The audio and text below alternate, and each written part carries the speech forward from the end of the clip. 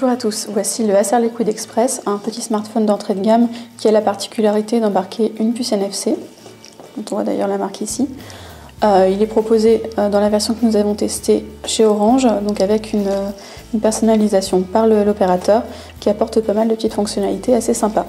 On va avoir dans ce téléphone Android Gingerbread, un écran de 3,5 pouces pour une résolution plutôt modeste de 480 par 320 pixels, ce qui nous donne, si on va dans le navigateur, avec ce raccourci apporté par Orange, une résolution qui nécessitera en tout cas de zoomer un petit peu si on veut pouvoir lire le texte.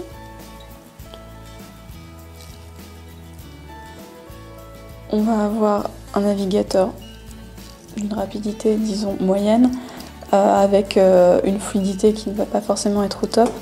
Il faut noter qu'on a ici un processeur de 800 MHz, pas forcément ce qui se fait mieux actuellement, mais qui permet d'avoir une expérience tout à fait correcte avec ce téléphone. À l'intérieur, donc, on va retrouver un Android très classique, avec très peu de modifications apportées par Acer. Si on va par exemple dans l'application Messages, on ne va pas avoir de nouveautés par rapport à ce qu'on connaît habituellement, donc le clavier classique. Pas de personnalisation à ce niveau. De même dans le reste du menu d'ailleurs, ou dans les paramètres ici. On va retrouver donc, comme je vous le montrais, divers raccourcis, voilà, comme celui-ci, ou d'autres qui sont paramétrables. Par exemple, si je fais hop, il a détecté ça comme un cercle, mais voilà. On peut associer divers gestes comme ceci à des raccourcis qui nous intéressent.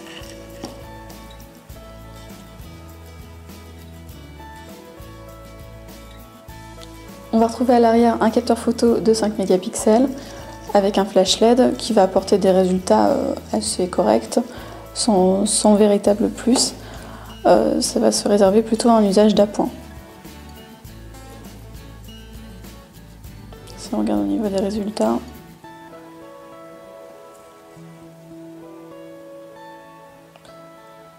il n'y a pas d'autofocus, donc c'est difficile de faire une mise au point correcte. Mieux vaut éviter d'avoir la bougeotte quand on veut prendre des photos. Les résultats seront quand même meilleurs en extérieur.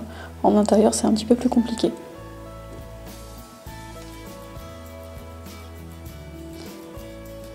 Outre la puce NFC, l'un des points forts de ce téléphone, ça va être son pack assez complet. On va avoir avec non seulement le kit oreillette habituel, mais aussi une petite housse assortie. Toujours agréable dans un coffret de ce type. Et pour ceux qui veulent tester le NFC, mais qui ne se trouvent pas dans des villes partenaires Citizen, comme le sont Caen ou Nice, on va retrouver cette petite pochette qui est livrée avec 2 tags NFC. Donc ces deux qui sont là. Le premier va renvoyer vers la page internet de Citizen, c'est-à-dire le service qui permet de payer dans les transports, d'avoir des informations sur la ville, sur les lieux près desquels on se trouve. Donc celle-ci va être déjà paramétrée, il suffit de poser le téléphone dessus, donc voilà, et tout de suite l'URL va s'ouvrir. Donc ça fonctionne particulièrement bien sur ce téléphone, donc il n'y a rien à redire à ce sujet. Un deuxième qui est ici, lui, est paramétrable.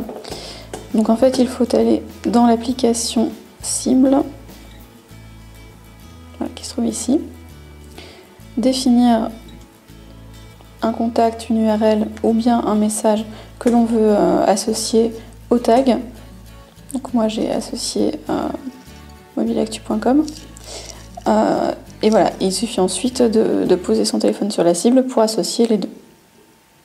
Et ensuite, on peut paramétrer quelles informations on voudra partager avec d'autres téléphones. Donc là, si je pose dessus de la même manière,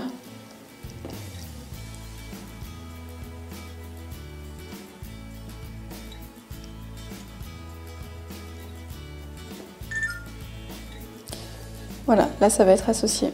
Donc il suffit de cliquer ensuite sur l'URL pour ouvrir la page web qui est associée.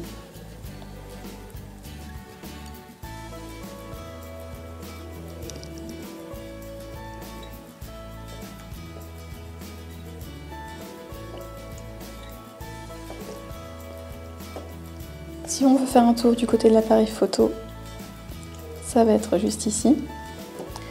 Assez peu de fonctions sont disponibles dans cet appareil, à part un zoom, s'il va bien fonctionner. En bas de l'écran, la possibilité de régler la balance des blancs ou la luminosité et un déclenchement relativement correct. On retrouvera les photos ensuite. Oups. Voilà, juste ici dans la galerie.